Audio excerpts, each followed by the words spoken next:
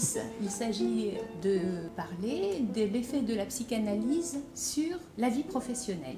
En fait, moi, le fil pour parler des effets de la psychanalyse enfin, que j'ai pu remarquer après coup sur mon travail, je vais reprendre un peu le fil de pourquoi je suis allé voir un analyste, en fait. C'est parce que j'avais des soucis familiaux, l'adolescence de mes enfants, des choses que je ne comprenais pas. Et donc, dans un premier temps, j'ai beaucoup parlé donc, de mes relations avec mes enfants. Et puis après, comme souvent, donc on parle d'abord dans une première phase en face à face avec l'analyste, et puis après sur le divan. Donc c'est vrai que sur le divan, ça introduit une autre manière de parler. Là, j'ai commencé à, je pense comme souvent dans une analyse, commencer à repartir dans le temps.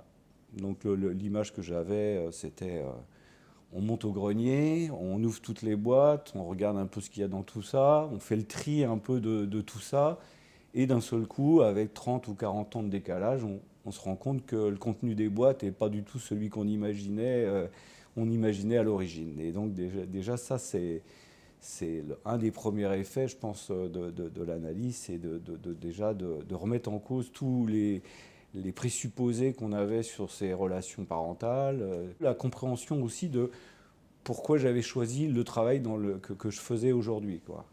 Donc là, qui était directement lié à des relations euh, fantasmatiques, peut-être avec un oncle qui était scientifique, parce qu'il y avait sa valise, enfin c'est une grosse malle dans le grenier, euh, avec des bouquins scientifiques, etc., que j'ai commencé à lire, ou que je ne comprenais pas grand-chose, mais qui étaient sur l'électricité, sur les concepts de l'électricité, etc. Mon père était électricien auto, donc bon, du coup, j'ai mieux compris pourquoi je faisais de l'informatique, pour ce qui m'intéressait dans l'informatique, parce que bon, j'étais aussi dans une période où je me posais vraiment la question de savoir si je devais continuer de travailler dans l'informatique, parce que ça, comme ça me prenait la tête, comme on pourrait dire aujourd'hui, c'est trop. C'est-à-dire que le travail était envahissant. Je me posais la question d'arrêter, de changer de travail, de faire un autre travail. Donc déjà, l'analyse en elle-même, le fait de remettre un peu en perspective le pourquoi je faisais ce travail, quel plaisir j'y avais, et m'a permis déjà un peu de conforter ou de bien comprendre pourquoi, quel était mon plaisir au travail.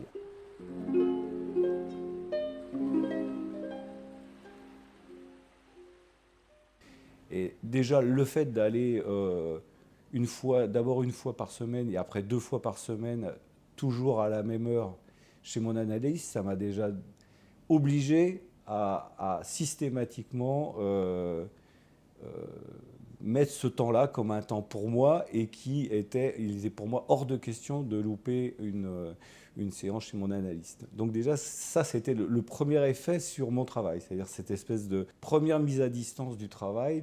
Quand on était de permanence 7 jours sur 7.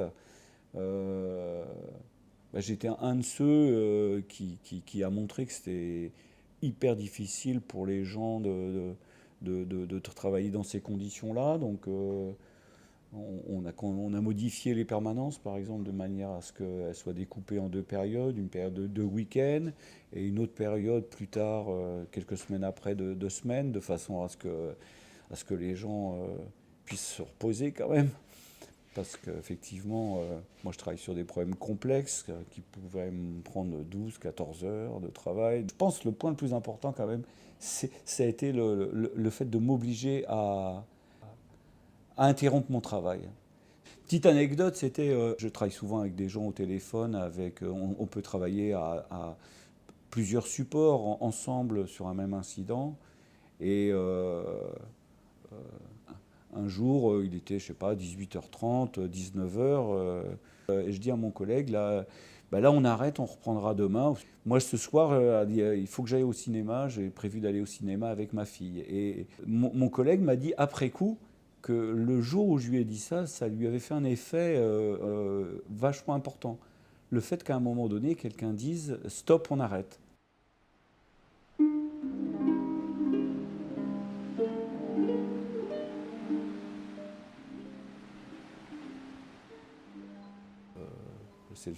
le fonctionnement de l'analyse, hein,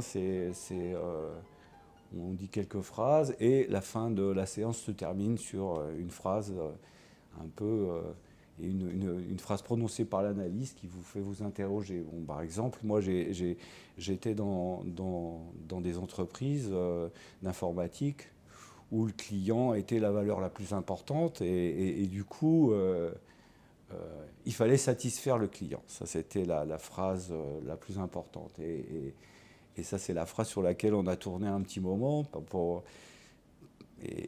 s'interroger qu'est-ce que ça peut vouloir dire de satisfaire le client et dans quelle position on est quand on satisfait le client.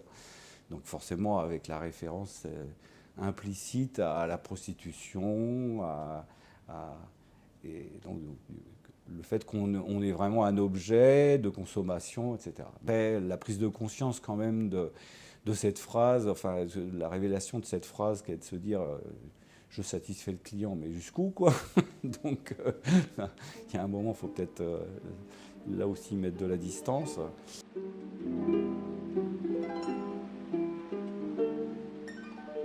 Moi j'ai été dans des entreprises informatiques, j'en ai quitté une, donc pendant toute une période cette entreprise allait mal, du coup il y avait des problématiques de licenciement, donc tout le monde se posait la question de savoir si on allait être licencié, etc.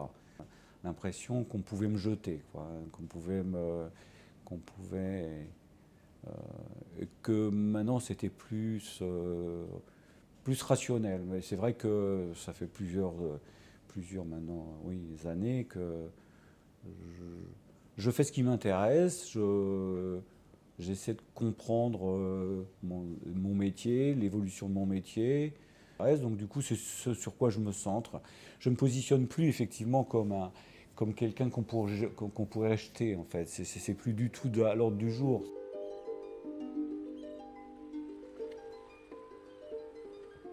C'est intéressant pour les entreprises d'avoir des gens qui sont très disponibles, qui sont très à l'écoute, mais quand même, malgré tout, le corollaire de ça, c'est que les gens font des burn-out, les gens finissent par être tellement dépendants du travail, à y passer tellement de temps qu'ils sont fatigués, qui sont en fait au final plus productifs pour l'entreprise. Et donc du coup, les entreprises font tout un tas de stages, font des stages de coaching, font des stages... Un des stages qui était le plus marrant, je trouvais, c'était comment apprendre à dire non, par exemple. C'était de leur faute, en fait. En gros, s'ils n'arrivaient pas à être performants et s'ils n'arrivaient pas à dire non, par exemple, ou des choses comme ça. Alors qu'en fait, c'est la position du sujet par rapport aux autres, d'une manière générale, qui fait qu'on en arrive à se mettre dans cette position-là et que ce n'est pas du tout par une volonté consciente qu'on peut arriver à changer ce comportement. Et donc, moi, j'étais déjà en analyse, donc du coup, ça me parlait bien de l'intérieur, du pourquoi moi, je m'étais retrouvé dans cette position. Et je voyais tous ces gens désemparés par rapport à ça, qui exprimaient réellement leur difficulté à pas être capable de dire non, par exemple, ou à avoir des difficultés de communication. Et j'étais un peu choqué quoi, de voir que on rajoutait une couche de culpabilité à ces gens-là et qu'on leur donnait absolument pas les moyens, justement, de comprendre. Donc, bon, c'est ce qui m'a fait vraiment comprendre la spécificité de l'analyse. Ça, en fait, c'est la personne en elle-même qui finit dans son analyse par comprendre pour quelle raison, à un moment donné, elle s'est retrouvée dans une position particulière, que cette position-là, elle l'a choisie par rapport à un certain nombre de choses qui lui sont arrivées dans sa vie, et cette position-là, il faut qu'elle en comprenne toute l'histoire pour la changer. Et pas du tout par une volonté consciente, de se dire aujourd'hui j'arrête de fumer, j'arrête de dire oui, non, ça c'est impossible, ça marche pas quoi.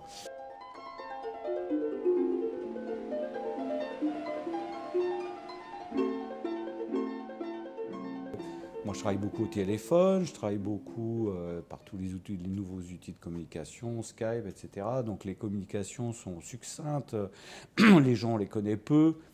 On se fait assez facilement des des a priori sur leur manière de parler, pourquoi ils vous appellent, pourquoi ils vous disent ça.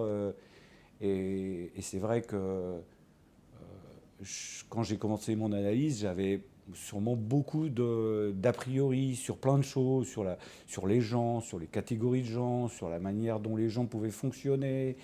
Euh, je pense que on a enfin, souvent un regard paranoïaque sur la réalité, sur les gens. Ils nous en veulent ou des choses comme ça. Donc tous ces aspects-là de ma communication avec les autres a changé complètement. La prise en compte du fait que je ne savais pas ce qu'étaient les autres, je ne savais pas d'où ils parlaient, pourquoi ils parlaient, qu'est-ce qui leur arrivait à ce moment-là. Donc toute cette prise en compte de l'hypothétique de l'autre qu'on ne connaît pas, je trouve que ça m'a permis d'avoir des relations bien plus détendues avec les gens, moins d'a priori, euh, plus d'écoute avec les gens, même les gens avec qui je travaillais en permanence. Possibilité, je pense aussi, quand il y a des conflits à l'intérieur de groupes, d'apporter des nuances. Je pense que la psychanalyse, elle apporte ça aussi. La nuance, jamais imaginer que tout est noir ou blanc. Moi, j'avais une vision très souvent idéologique des choses. À un moment, un moment, j'ai voulu arrêter mon analyse et mon analyste m'a dit je pense que ce n'est pas encore le moment, vous généralisez encore trop. donc, donc ça, c'est ce qu'on retient aussi d'une analyse. C'est tout un tas de petites phrases comme ça qui sont anodines, mais qui pour soi sont hyper importantes, auxquelles on repense souvent comme des balises à bien garder dans sa tête, parce que bon, je pense qu'on ne change pas radicalement tout le temps. Enfin, on ne peut pas changer radicalement.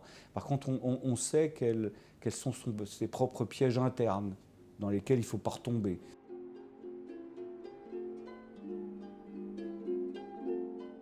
Mais ce qui est quand même étonnant de tout ce parcours, c'est quand même que j'y étais pas du tout allé pour ça, quoi. Donc,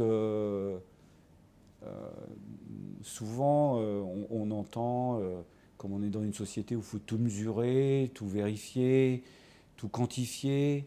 Donc il y a toujours, est-ce que l'analyse, ça permet de guérir? Est-ce que l'analyse, ça guérit quelque chose? Je pense que c'est pas fait pour ça.